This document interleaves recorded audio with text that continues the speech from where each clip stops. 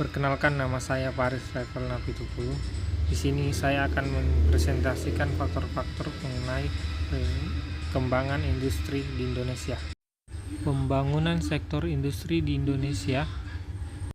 Sektor industri merupakan salah satu sektor yang mampu mendorong percepatan pertumbuhan ekonomi.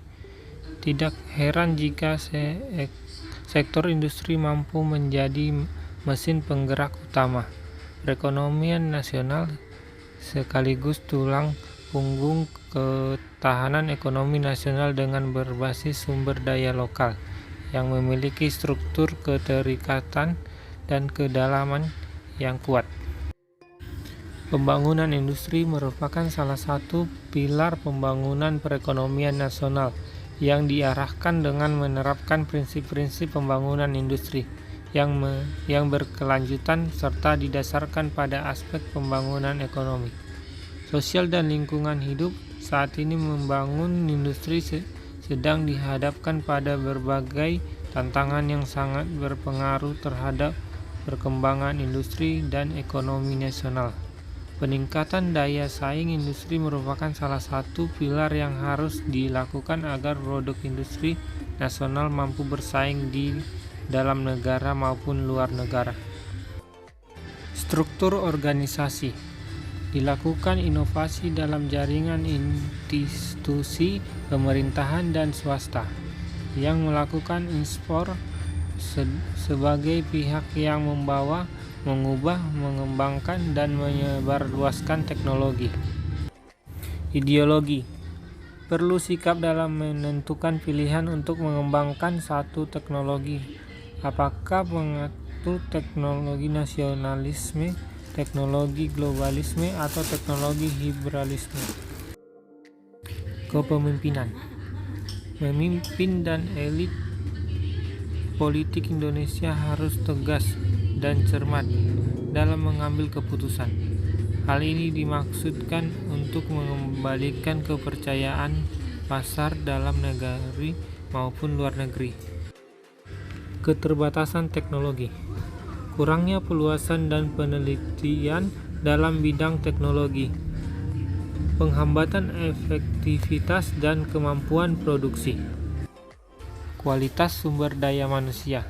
Terbatasnya tenaga profesional di Indonesia menjadi penghambat untuk mendapatkan dan mengoperasikan alat-alat dengan teknologi terbaru. Keterbatasan dana pemerintah.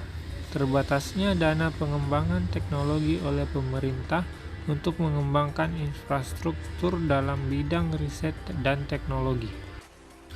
Permasalahan pembangunan sektor industri di Indonesia. Permasalahan internal. 1. Lemahnya sarana dan prasarana. 2. Kesenjangan pembangunan daerah. 3. Ketergantungan impor. 4. Rendahnya kualitas SDM. 5. Lemahnya penguasa teknologi. 6. Lingkungan usaha yang belum kondusif, kepastian hukum. Permasalahan eksternal. Yang pertama, isu globalisasi dan liberalisasi ekonomi. Yang kedua, kesepakatan internasional. Yang ketiga, munculnya raksasa ekonomi baru. Yang terakhir, arah perkembangan pasar dunia.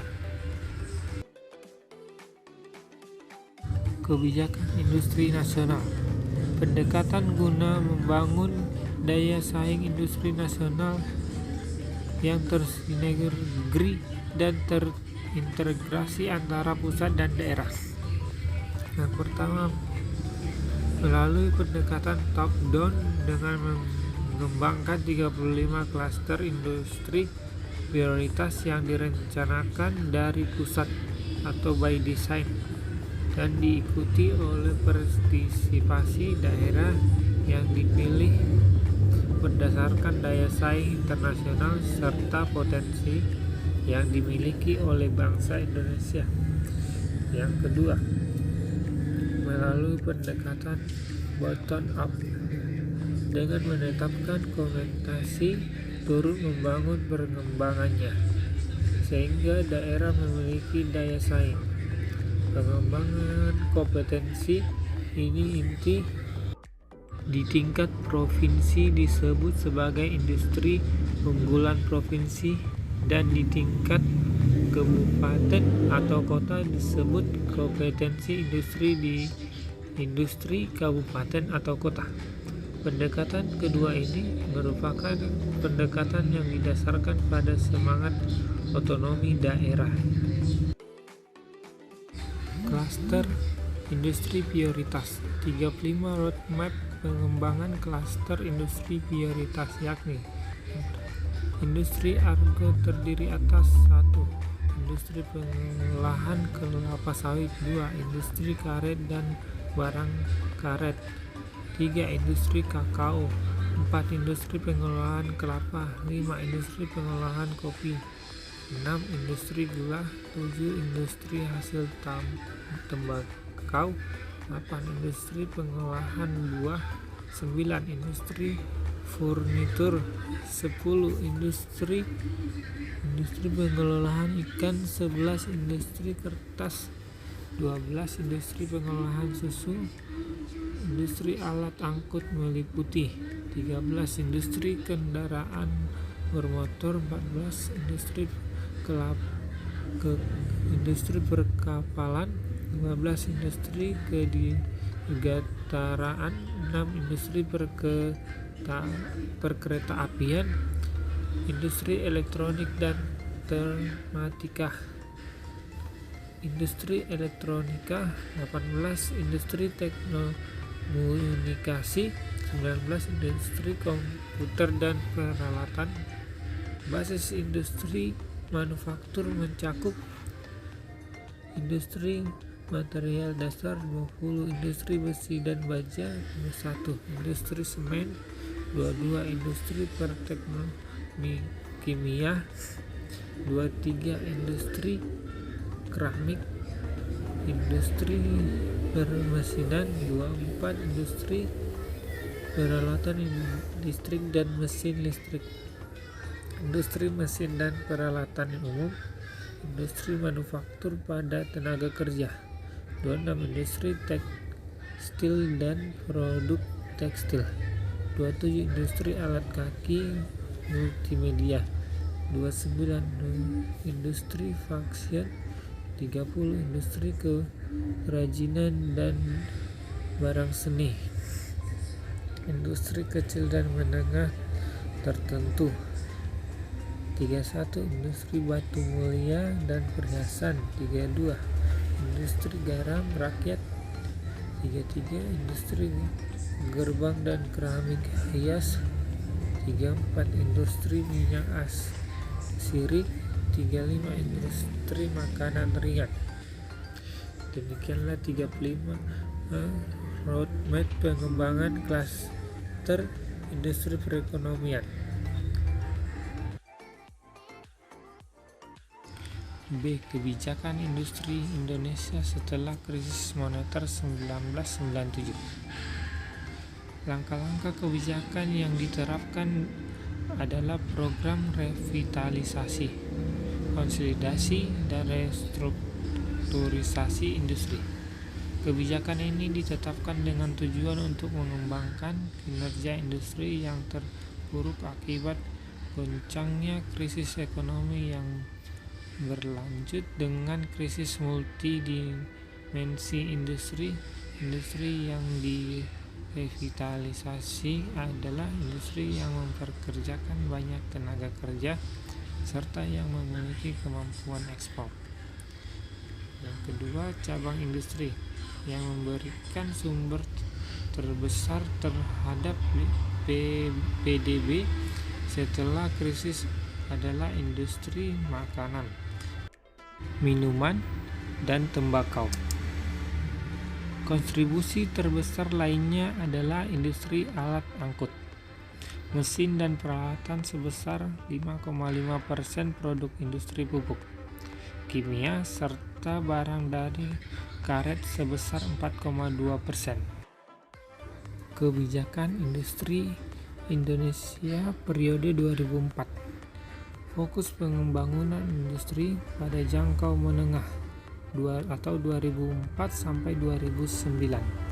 adalah penguatan dan penumbuhan klaster-klaster industri inti, yaitu industri makanan dan minuman, pengolahan hasil laut, tekstil dan produk tekstil, alat kaki, kelapa sawit, barang kayu, karet dan barang karet, pulp dan kertas, dan peralatan listrik.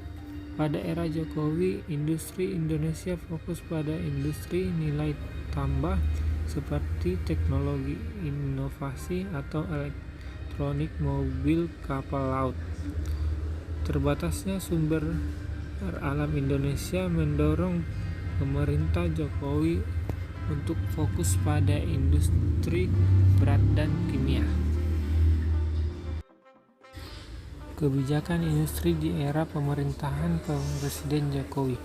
Pemerintahan di era kepemimpinan Joko Widodo semakin serius mendorong pertumbuhan sektor manufaktur di tanah air.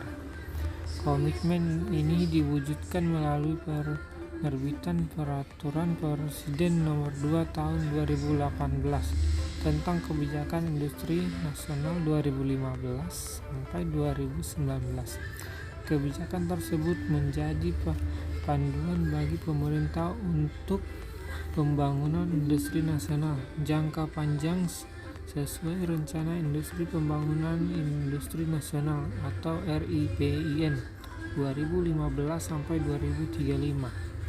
Sarana dari regulasi ini antara lain adalah fokus pengembangan industri, tahapan capaian pembangunan industri, dan pengembangan sumber daya industri.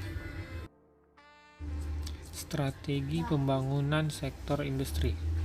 Yang pertama, strategi substitusi impor atau export locking, bertujuan mengembangkan industri berorientasi domestik yang dapat menggantikan produk impor, membangun industri barang-barang konsumsi dan pengembangan industri hulu atau upstream industry. Pertimbangan menggunakan strategi ini, sumber daya alam dan faktor produksi cukup tersedia. Potensi permintaan dalam negeri menandai sebagai pendorong perkembangan industri manufaktur dalam negeri. Kesepakatan kerja menjadi luas, pengurangan ketergantungan impor SHG definisi berkurang. Yang kedua, strategi promosi ekspor atau outward looking, berorientasi ke pasar internasional dalam usaha pengembangan industri dalam negeri yang memiliki keunggulan bersaing. Rekomendasi agar strategi ini dapat berhasil, pasar harus menciptakan sistem harga yang benar yang merefleksikan kelangkaan barang yang bisa baik pasar input maupun output.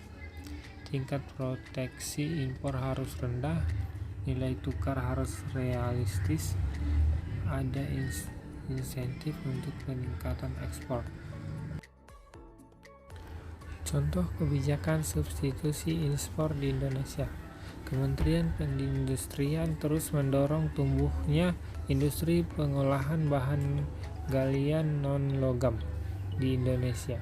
Hal ini sejalan dengan kebijakan hilirisasi guna meningkatkan nilai tambah bahan baku dalam negeri yang berdampak luas pada kontribusi terhadap perekonomian nasional. Salah satu subsektor yang sedang dicakup yakni industri elektronik. Hasil produk digunakan sebagai pelapis untuk tungku, klaim, inspirator, dan reaktor tahan api pada industri semen, keramik, kaca, dan pengecoran logam.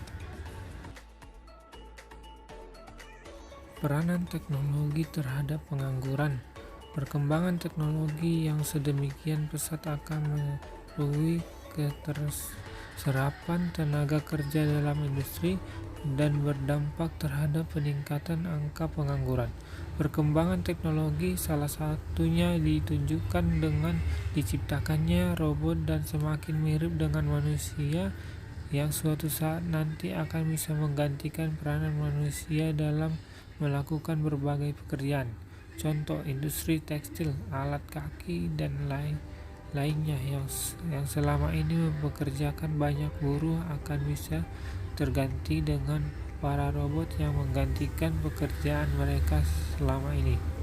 Akan tetapi pada revolusi industri 4.0 banyak pelaku bisnis dan wirausaha yang memanfaatkan perkembangan teknologi informasi, sehingga prinsip-prinsip dasar desain industri 4.0 yang dikenal dengan revolusi digital karena terjadi profesi komputer dan otomatisasi konektivitas di sebuah bidang.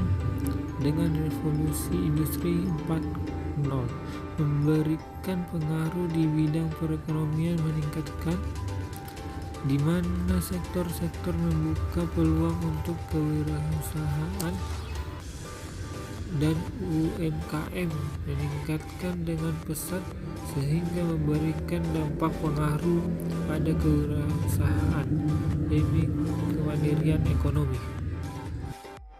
Demikianlah presentasi saya mengenai pembangunan sektor industri di Indonesia. Terima kasih.